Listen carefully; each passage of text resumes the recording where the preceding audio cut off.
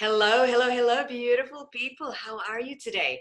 Today is another episode of Relaxed and Raunchy Relationships with me, Ingrid Galloway, and my special guest, Margie McCumstie today. She comes from the land far, far away called Newcastle. It's only a couple hours away from Sydney, really. Yes, and Margie is a celebrant and MC with her business Metamorphosis Ceremonies. She conducts weddings, baby namings, and funerals, and hosts receptions, corporate and community and charity events. Margie is also a speaker and podcaster and will soon be an author. Wow, is there anything that you can't do? Margie believes that ceremonies should always be meaningful, memorable, and magical. Welcome, Margie. Thank you so much for coming here. Thank you so much, Ingrid. It's wonderful to be on your podcast.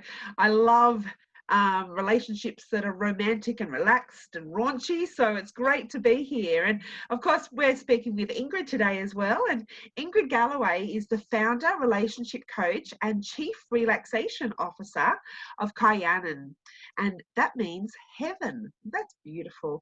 And KAHYANGAN is a wellness clinic in Sydney. Now, Ingrid has been a relationship coach for 11 years, so she really knows her stuff, but she's also great with pampering people and making people feel really relaxed and just floating away in bliss, because she has been a spa therapist for 21 years, mainly in 5-star hotel day spas in Sydney. And if you listen back to some of her previous episodes, you'll know that she's really worked with some of the rich and famous like Mel B, Rihanna, so she got up close and personal with Rihanna, that's for sure. She is used to looking after thousands of highly stressed clients from all over the world. And she practices from KAHYANGAN in Sydney and from clients' homes, offices and hotel rooms, and even online. And I think during this time of COVID, she's probably doing a lot more Zooms, not just here on YouTube, but for meeting with her clients and helping people.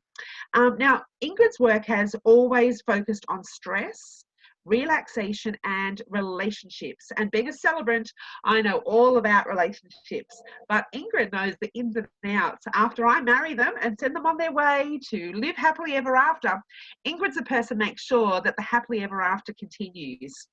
And Ingrid has a kind soul. She's always searching to reach out to support the healing process for many stressed people, broken-hearted, lonely singles, and also stressed out parents and loving couples that cross her path.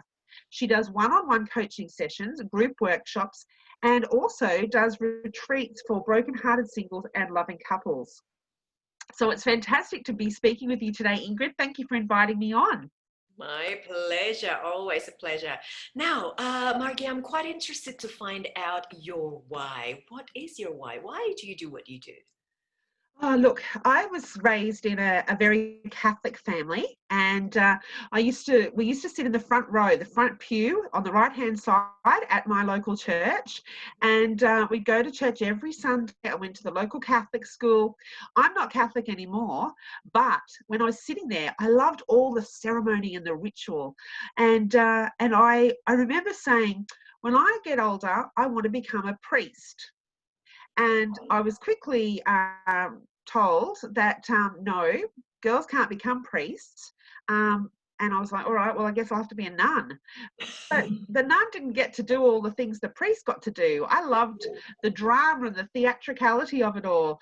I loved when they swing that golden thing around and make the incense come out, and I loved all the little candles, and I loved all the ceremony. I especially loved the Easter Vigil Mass, where you'd walk in darkness and then all the lights would come on, and I loved all that. I loved the singing. I loved all of it, and but the religious side of it, not so much. So I still have a spirituality. I'm a very spiritual person, but I don't align with some of the beliefs of the Catholic Church anymore.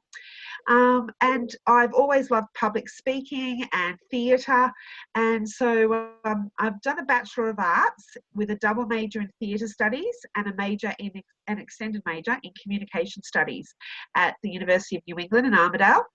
And I've gone on and done a teaching degree as well. And I guess from having that theatrical background, I have a real sense of the drama of things, and I'm able to help choreograph the walk down the aisle, and I put a lot of passion and love and time into writing the words. So for me, it's really about creating ceremonies that are meaningful, memorable and magical. And and I guess, you know, I spent a lot of time writing and really crafting the story of the couple. So what I do is I give each person in the couple a questionnaire to fill out, but they're not allowed to show each other the answers. And then I take those and I craft them together, I weave them to tell their story, and I share that on the day in their ceremony. So it's very special, it's quite unique, and it's just a really beautiful way for them to connect and really make it about them, and so precious and special for their wedding day. So that's why I do what I do. And also, I, as you said in the intro, I also perform funerals. And I just, if I can, I'll just share a little bit about why I'm so passionate about that as well, because people often think, oh, celebrants are for weddings. But a lot of people don't realise that you don't need to go like book that have the celebrant through the funeral directors. You can do it that way, or you can contact a celebrant separately so that you can have somebody who will really work in the way that will honour the person that has passed. And that's what I like to do. So for me, it's been even probably more special in that the very first funeral I did a few years ago now was a friend of mine. He was on Facebook. Didn't really know him that well, but really liked him. He was a great guy, and we met at a coffee shop. He was the guy doing the coffees. He owned the coffee shop actually, and somehow we ended up being Facebook friends. And I knew from his feed that his mother was dying. And he wrote to me and he said, oh, Margie, I know you do weddings. I know you're a celebrant, but do you do funerals? And I said, look, I haven't done any yet, but I would be willing to. Is this for your mum? And he said, oh, yeah. And I said, well, you know, how's she going? And he said, well, she's not real great. She's on the downhill run now. And he said, look, I'll get in contact with you after she's died. And I said, well, why don't I come and meet her now? And he said, oh, yeah, I suppose so. Is that the done thing? And I'm like, well, I don't care. Let's just do it. So I went and I met his beautiful mum, and I spent a few hours with her, found out all about her life. And then I went home. I cried all the way home. And then when I got home, I sat down and I wrote her ceremony for her funeral. And then I went back the next day and I read the ceremony to her so she knew how she was going to be remembered. And she gave me probably one of the greatest compliments of my life. She turned to me and she said, Margie, I don't understand how someone I've just met can so perfectly capture who I am. And 2 weeks later, I got to perform that ceremony, and that was so special to me. Yes. And then last year, my dad died. And after 5 weeks in hospital with me sitting by his side, I spent probably in the last couple of weeks, I spent some time interviewing him and asking him lots of questions about his life. And then on a Saturday, I'd finished the ceremony. So I said, Dad, I've finished writing the ceremony for your funeral. We knew he was dying. He knew he was dying as well. And I read the ceremony to him. And at the end, he shook my hand and he said, it's spot on, it's perfect. Thank you. And I gave him a hug, and 24 hours later, my dad died with me sitting there holding his hand. Now, that funeral was probably one of the hardest funerals I'll ever have to do, but it was such an honour to be able to do that for my dad. And so I guess, you know, being there for those magical moments in people's lives, those moments of transformation, which is why I called the business Metamorphosis Ceremonies, because metamorphosis is the state of change, of transformation.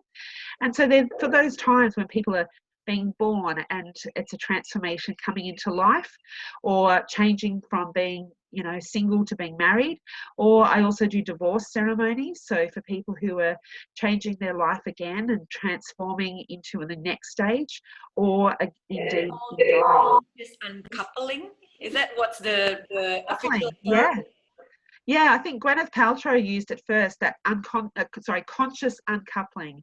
And I love that. I think that is absolutely beautiful. So for divorce ceremonies, especially if there's children involved, it can be a really powerful and very healing way to celebrate what the love that was, celebrate the relationship that had been in the past, also to commit to a new relationship with each other, co-parenting if there's children involved, or to, send each other with love and luck along their way, and then to part. And it can be very powerful, very moving, and really beautiful. It's not often done, but it's something that's really special, and yeah, can be great. So tell us about your why. I really want to know. I mean, I've heard, because I've been watching and listening to some of your other podcasts, about what you've been through and how you've come to do what it is that you're doing. But if you could share with us, because not everybody will have watched the podcast and know your background and history, I just think that would be wonderful. It's such a great story. So if you could share that, Ingrid, that'd be wonderful. Thank you. But first, I need to give you a comment that I think, Margie, you better live 2,000 years so you can handle someone from being a baby naming ceremony, to the day that they get married, to the day that get conscious uncoupling, day that they die. You better live forever to be able to do all these things for someone throughout their life. So yeah, my why is, well, similar to you. I came from a very religious background. So I came from Indonesia, and my parents loved me the way that they could. But then I noticed the preconditioning that is huge around the shame, guilt, and shame and guilt. There's a lot of thing about that culturally and also religiously. So I don't know, it just didn't sit well with me. So my first aim is I would love to move overseas. When I was a teenager, I never asked, hey, mom and dad, can you buy me a motorbike, please? Or hey, mom and dad, can you buy me a car, please? Never, never. I always said that, can I go overseas? Like, I always want to go overseas, because to me, that was kind of like me changing my surroundings so I can feel more home. Not that I don't love my huge family. I have a huge family. I love them. It's just mindset wise, I feel that I'm different. So by the age of 21, I moved to Australia to get married to my ex-husband. And unfortunately, after 10 years, I left because of the relationship. It It was an abusive relationship, wasn't it? Yeah. abusive relationship. So I learned a lot, though. Like, there's no regrets whatsoever. It was painful at the time, but then afterwards I went on to my journey of self-healing. So I went to various self-development seminars, went back to college, studying counseling, life coaching, and straight away I knew that I would be a coach, not a counselor, and I would be niching in the relationship area. So then I can help someone, because I'm very passionate, compassionate, to help others in the similar sort of predicament. So either they're brokenhearted because they just got divorced, or they've been together for some time and they want to strengthen their relationship. And I value the importance of setting your foundation right, and also working, because it's like a business. If you don't work on your business, it doesn't work. If you don't work on your marriage, it doesn't work. So it's the same thing, same principle applies. So yeah, if I can help their journey in that way, then I feel that I'm on purpose. So Yeah. thank you so Look, much. I've been through a divorce as well, and I think, I remember thinking it would have been easier if that person had died, Yeah. because like if somebody dies, then you can hold love for them still, and you can say, look, like they didn't choose to leave, or like the relationship didn't break down, it's just that they died. And you're allowed to grieve. There's that time that you're allowed to grieve, you're allowed to feel things. Whereas with divorce, it's almost like there isn't that time given to you. It's not granted to you by society. You have to give it to yourself. And it's very, I think it's sort of, when you said, oh, that you're helping broken-hearted people who are divorced, yes, there are both sides to divorce, where you go, okay, I've got my new life, I know this is the right thing even, but that doesn't mean that you don't hold on to memories, or there isn't a sense of feeling guilty or lost or ashamed that you didn't make it work. Because when we get married, like, nobody goes into marriage making vows thinking this probably won't work out. You go into a marriage making vows thinking this is forever. And so when divorce happens, it's like the end of that dream. Yes, And yeah. definitely. And there's a lot of shame and guilt surrounding that event. Yeah. So, Yeah. Mark, I'm interested to hear from you 3 ways that ceremonies can deepen relationships. It's a very juicy conversation. I love this because we talk relationship, sort of like my cup of tea, and I understand that ceremonies can deepen relationships. So, in what ways? Yeah, well, I think often we think of ceremonies as being a formal thing where you'd have to invite a celebrant to come and, lead some grand thing in front of a family or party or, group of people. And of course, you can do that.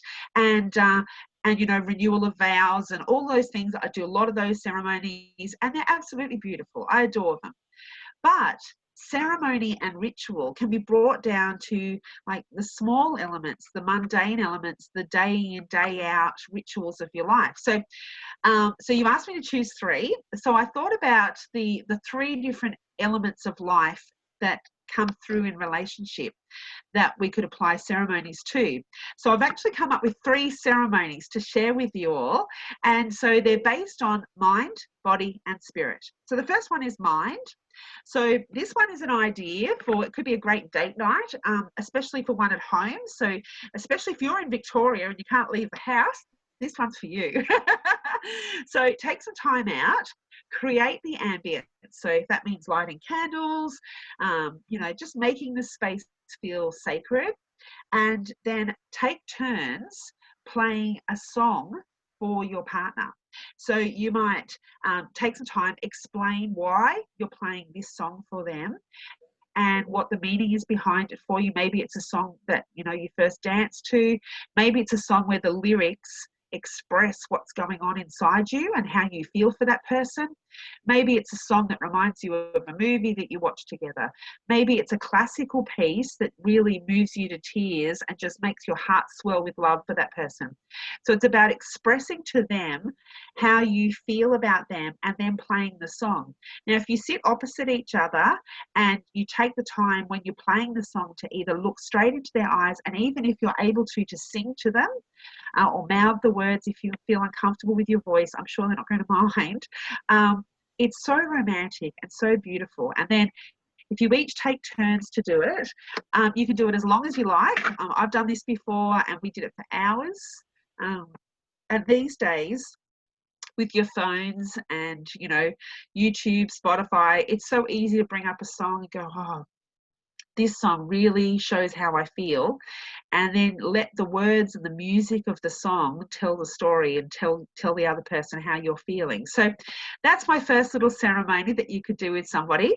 The second one is a body ceremony. So for this one, again, use your phones and set an alarm on your phone to go off after 15 minutes. Don't make it a like wah, wah, wah alarm. You want it to be a gentle alarm so it doesn't wreck the atmosphere. And then take your clothes off, and then use some body oil and spend some time. So the first 15 minutes, one person focuses on the other one just has to receive. One person's giving, one person's receiving. And you spend that time massaging and caressing the non-sexual areas. So you do that for 15 minutes, and then it's the other person's turn and they do it to you, or, for the next 15 minutes. And then after you've done the half hour of massaging and caressing non-sexual areas with a body oil, then you can choose whether you want to, stop there, proceed on with more non-sexual touching, or if you want to move into sexual touching. So it's very intimate space. it does allow for vulnerability. But for people who've had any sexual trauma in the past, it can also give them the time to adjust to what's happening and to decide if they feel comfortable or not to continue on. So that could be a really special, intimate ceremony that you could choose to have with each other. And the third one is for spirit. And for this one, it's one for the start of the day. It might be great on a weekend when you're not rushing off to work, but you could do it on a weekday if you got up earlier enough together. And basically, you take some time to meditate together. So whether that is in silence or by using a guided meditation, again, you can use your phone, use a guided meditation, or just use some silence, and then do that for maybe 10 or 20 minutes. Or if you're more accustomed to meditation, then you might want to go for longer. And then at the end of the meditation, you just take some time creating the intentions for your day with your lover. So spend that time with them to really create the day how you want it to be and the intentions that you have individually, and maybe you'll have a shared intention as well. And that little ceremony, even if you only do a 5-minute meditation and then 5 minutes of reconnecting and in that calm, peaceful place to share your intentions for the day, it's a 10-minute celebration of your relationship. It's 10 minutes of shared stillness, and it's a 10-minute ceremony. And so those are small ceremonies that you could weave into your life, weave into the fabric of your life, just to add that extra element of magic and love. Love, love, love them. 1, 2, 3, all winners. Oh my God. I don't know whether you know it, but point number 2 is actually part of my coaching package. Oh, really? I didn't know that. I teach couples how to massage each other for relaxation and intimacy. And yeah, so session 1, session 2 is non-sexual, and session 3, we bring them to the next level. And then after that, well, they can continue in the comfort of their own home. Without Ingrid standing there. Very I love it. Thank you. That's great. Now, Ingrid, you gave me a task. I had to come up with three ceremonies. So now I'm going to put you on the spot. What are your 3 tips for juicy relationships? Well, I put together 3. Not sure whether it's as juicy as you picture it, but I'm sure they are. number 1, understand your love language and your partner's love language, so you feel loved and honor them. So I don't know whether some of you may know or may not know about love languages, or there are 5 top ones: physical touch, words of affirmation, the act of service, quality time together, and gifts, so gift giving. So understand everyone has different languages. You show it in a way, and then your partner show it in a way, because you can be different. You can have different love languages. Some people may miss the love signals that your partner giving to you. So as soon as you understand, oh, his love language is gifts, so he normally give me various gift, flowers or wine or maybe a ring, but he never say I love you. I feel unloved because he never said, so at least you acknowledge them, you honor them, you can go from there. Now remember, you can't change other people, you can only change yourself. Number 2, agree to adopt a particular mindset in the midst of tough times. Well, we're during COVID era now, so and especially right now there is COVID lockdown in Victoria. So sorry for you Victorian people, but fingers crossed it will be over soon. So like an oak tree, you stand strong, facing whatever storm that may come your way. Go within, deepening the roots. Margie mentioned about spiritual ceremony before. It's really important to do that. Focus on what needs to be done, but go with the flow. So the energy is not panic energy. Instead, it's a more relaxed, calm energy. And number 3, the last one, is agree to set goals as a couple and as an individual. So it's really important. I highly recommend, in my group workshop, I help people create their own vision boards. So as a couple, you can create one vision board with your goals as a couple, and then another vision board as an individual, so you don't lose your sense of self, especially later on if you become a parent.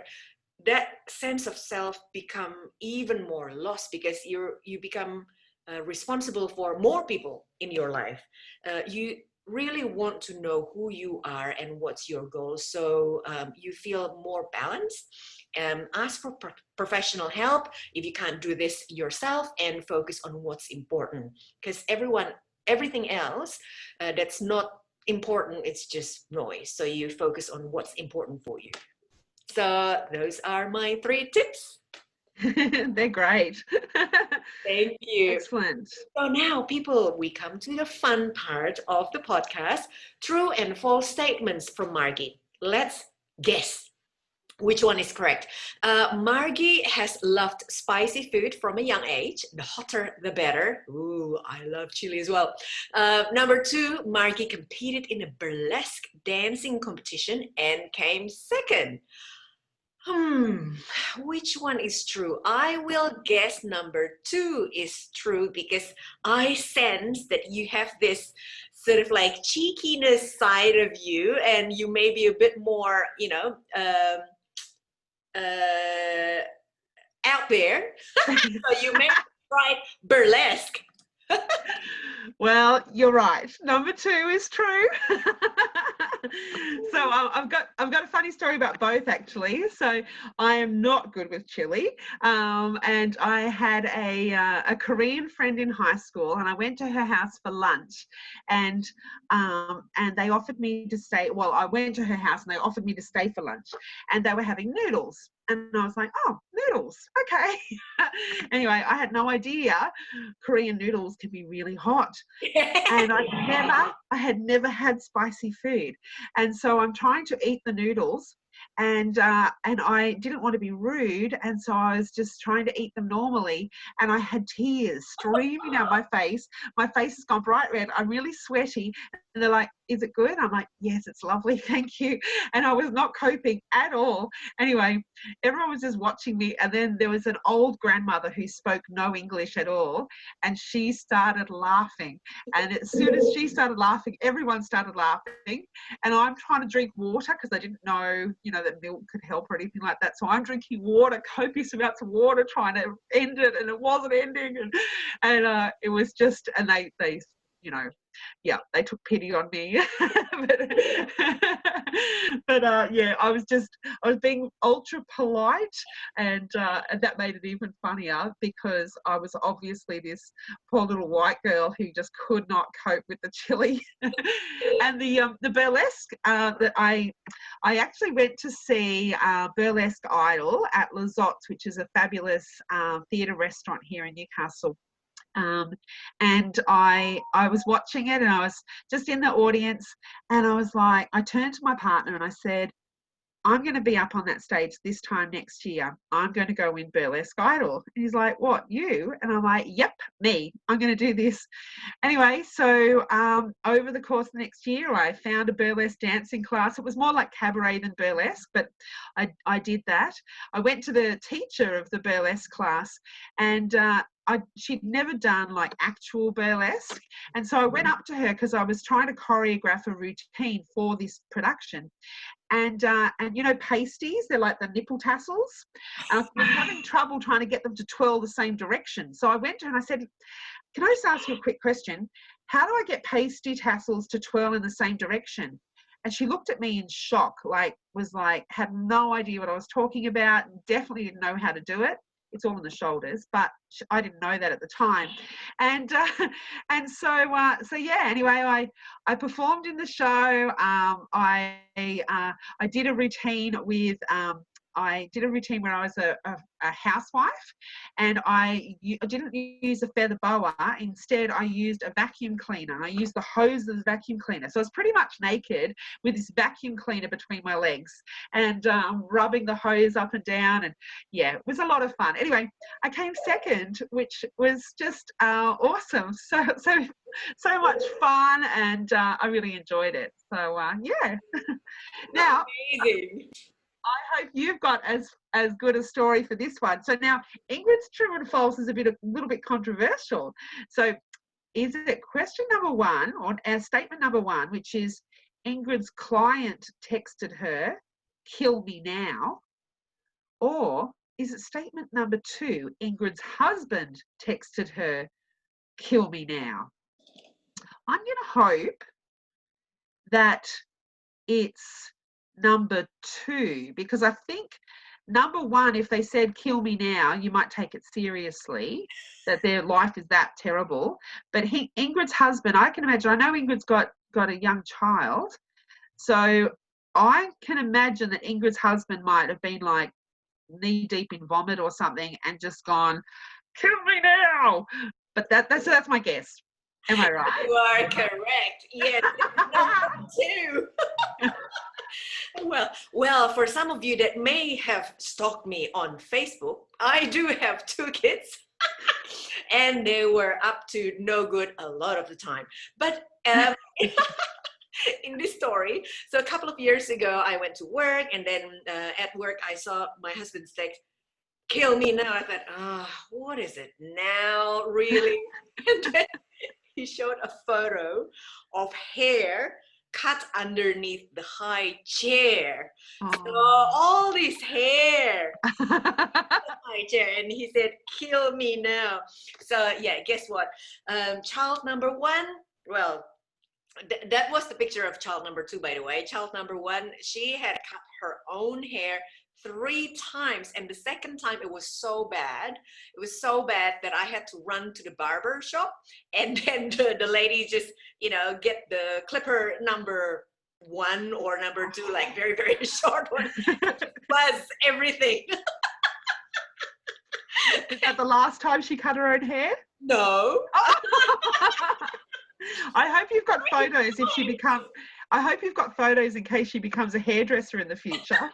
And then child number two, guess what? She followed her sister's footsteps. Yes, so either once or twice she cut her hair. Not as many as big sister, but yes, she did. Kids, the joy of parenthood. Hey. Yes, Yeah. absolutely. Lovely. So my last question to you is, what do you do to either relax or add raunchiness into your relationship? Well, I was going to suggest that couples consider dropping away all your inhibitions, putting aside any thoughts of inadequacy, not being good enough, not having the right body, all that sort of thing. Just putting it aside and actually celebrating your body and allowing your partner to watch you strip. So, I have a burlesque background, and you can have some fun with it. There can be lots of giggles. It doesn't have to be some professional looking striptease. You can really have some fun with it. Now, a word of warning. I did this for my partner one year. I hope his boys aren't watching this, but I did this for my partner one year for Christmas Eve. And I did it to the song, "All I Want for Christmas Is You." I will just warn you, I'm so glad I rehearsed it ahead of time, because that song is really long. And if you're going to do it to that song, you need to put on extra layers, because by the end of the first chorus, you are naked, and then you're dancing around for another 2 verses and choruses. So the song is long. So I had quite a few layers on that night. And so, you want to really take your time and to peel everything off. Don't just rip everything off in the first 30 seconds.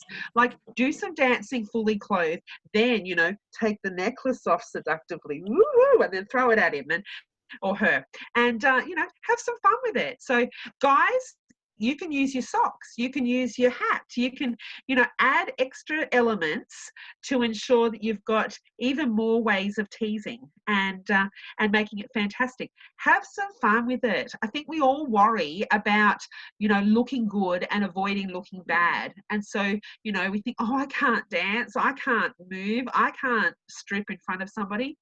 If this is your partner, then why the hell can't you? Like, have some fun with it. So there you go, Ingrid. I'm not sure if that's what you're expecting, but I definitely wanted to put the raunch into the podcast today. Oh, wonderful. Thank you so much, because typically my other guests, they chose the relax part of the, so. Notice that. I thought I'd up the raunch level. Thank you. I think I need to practice that with my husband. Very good idea. There you go. Probably the next date night. Woo! We want video proof.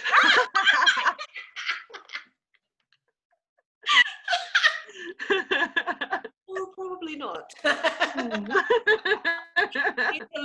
He's a lot more discreet than I am. All right, so beautiful people, I'm having so much fun in this podcast. Thank you so much, Margie, for being my guest. Oh, and thank you. We will have more, juicy and fun with another business owner that I connected with. Either it's local or global. We're here to connect with each other, especially during this COVID era. It's really important to have that connection because, well, this is the perfect time for it. We can't hug each other, but if we can have this deep and meaningful connection through even through the Zoom, why not, and support each other's business. So if people want to connect with Margie, in regards to ceremonies and things like that, how can they contact you? Okay, yeah. So they can visit my website, which is all the W's, metamorphos.com.au. So it's metamorphis.com.au. Or you can look for me on Facebook with Metamorphos Ceremonies, and on Instagram.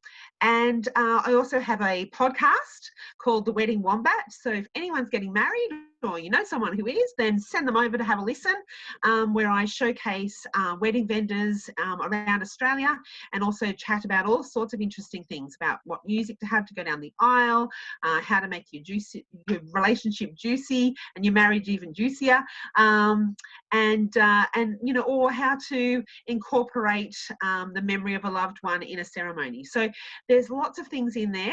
So if you look on Facebook for The Wedding Wombat, or Google The Wedding Wombat, or look on your favorite podcast platform, so like Spotify or iTunes or anything like that, you'll find The Wedding Wombat in there as well. And there's also links to all of my previous episodes on my website at www.metamorphos.com.au. If anyone wants to email me directly, it's Margie, Margie, at metamorphos.com.au, and I'm sure you'll put all the info in the show notes. Yes, I will. I'll put the link on the show notes. And also, if you would like to connect with me in regards to relationship issues or preparing to get married, my website is www.kahyangan.com.au. That is KAHYANGAN.com. Ingrid, before we go, I just wanted to give a special offer to all your viewers and listeners. And that is that if they mention that they've seen this today or listened to your podcast, that I will give them a $100 gift certificate, a $100 discount off any weddings. I also would like to offer, if there's anyone who has a relationship that is celebrating 50 years, so a 50-year wedding anniversary, that I am going to do 3 complimentary vow renewals. So for anyone who's celebrating 50 years or more in a marriage, so if that might be your grandparents or something, if they would like to do a vow renewal in the Hunter Valley area or Newcastle or Central Coast, then I will do it for free. So that's something to keep in mind. Wonderful. Thank you so much for your special offer. So people, keep well and lots of love. Thank you so much, Margie. Bye, everyone.